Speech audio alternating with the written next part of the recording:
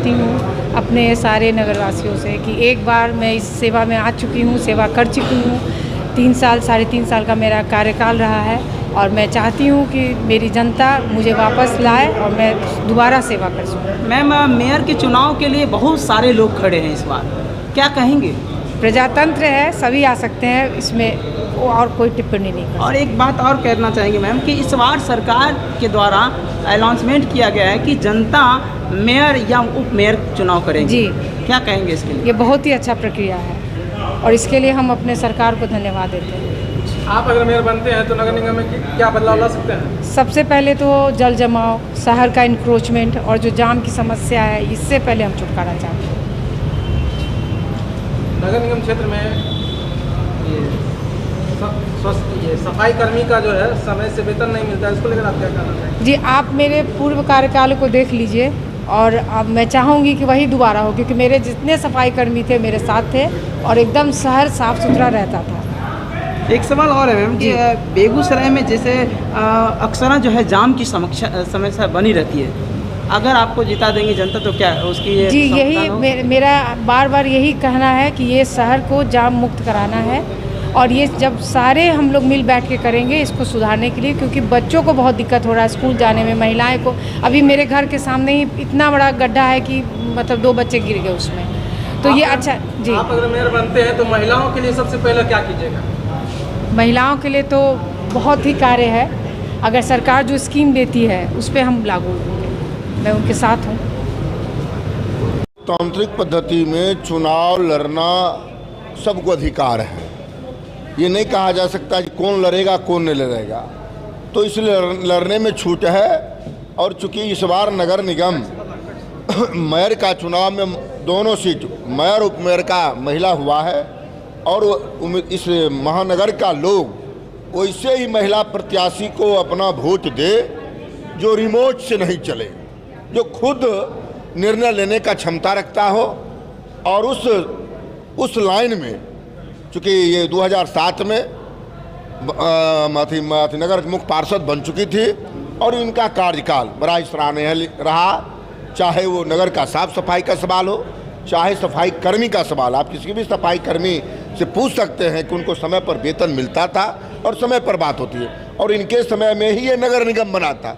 और नगर निगम तो बना ही, लेकिन एक अभिशाप भी जुड़ा था जिसके लिए इन्होंने आंदोलन भी किया था कि चूँकि जो बाढ़ का एरिया था, कैलाशपुर, कमरदेवपुर, उत्तरी नक्की, सिहमा, लहरचक, ये सब जो बाढ़ इलाका था जिसको 2% टैक्स देना पड़ता था जमीन के रजिस्ट्री में साफ सफाई के, इन्हीं के समय में हाईकोर्ट के केस गया था। लेकिन बाद के दिनों में जो भी मेयर हुए, वार्ड पार्षद हुए, उस चीज़ को नहीं देखा। आज भी वो समस्या बना हुआ है। अगर जनता इनको चुनती है तो उस टैक्स के सवाल पर जो हो सकता है ये करने का प्रयास करेंगे। देखिए, ज़िले की जो स्थिति बन गई थी और ये दोनों सीट आप सब जानते हैं कि सामान्य महिला घोषित हुआ, और पहले भी पुष्पा शर्मा जी कोई छिपी हुई चेहरा तो है नहीं, पहले भी क्या कहते हैं ये मुख्य पार्षद रह चुकी हैं।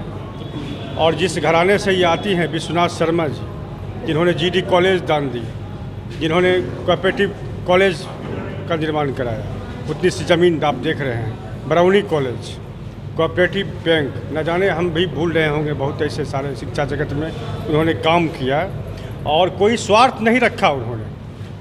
उसी परिवार से ही आते हैं और मुख्य पार्षद भी रही हैं, कोई अनुकंपा पर का सवाल नहीं है। ये खुद क्या कहते हैं, 2007 से 11 तक मुख्य पार्षद रही थी। सबसे बड़ा सवाल अभी जो है, जो बाढ़ग्रस्त का जो इलाका है जो नगर निगम का, ये प्रयास रहेगा कि उनके टैक्सों में कटौती हो, प्रयास होगा कि टैक्स को माफ़ किया जाए। ये सब सारे मुद्दे पर गहन विचार करने की आवश्यकता है और हम लोग इस पर विचार करेंगे।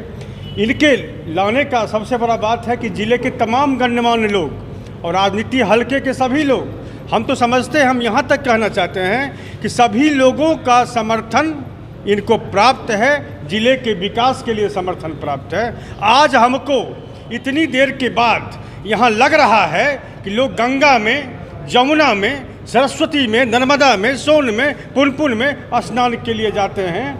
आज यहाँ आने के बाद ऐसा लगा है निश्चित तौर पर खुद प्रयाग जो है बेगूसराय में यहाँ आ गया है और जनता किसी भी कीमत पर नहीं चुकेगी इस मौका को, और इनको एक एक बहुमूल्य वोट दे करके नगर निगम में जिताने का काम करेगा। और बेगूसराय एक अनोखा परिचय जो है देगा और स्मार्ट सिटी के रूप में यह शहर जो है विकसित होगा।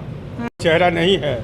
जिस समय जब बेगूसराय में अंधेरा छाया, इस परिवार ने आगे बढ़ चढ़कर बेगूसराय के, चाहे वो शिक्षा का सवाल हो या और कोई सवाल हो, बचाने का काम इनके पूर्वजों ने भी किया। और इन्होंने भी 2007 से लेकर के 2011 तक मुख्य पार्षद के रूप में जो है बेगूसराय में विकास करने का जो काम किया। और उस समय जो विकास हुआ अभी कहाँ हुआ, उस समय जो विकास हुआ आप देख लीजिए, सड़क बिंदुओं को आप देखिए। इसलिए जो भी समस्याएं हैं उस समस्याओं को निरंतर निराकरण के दिशा में मजबूत पहल किया जाएगा और समस्याओं का समाधान होगा।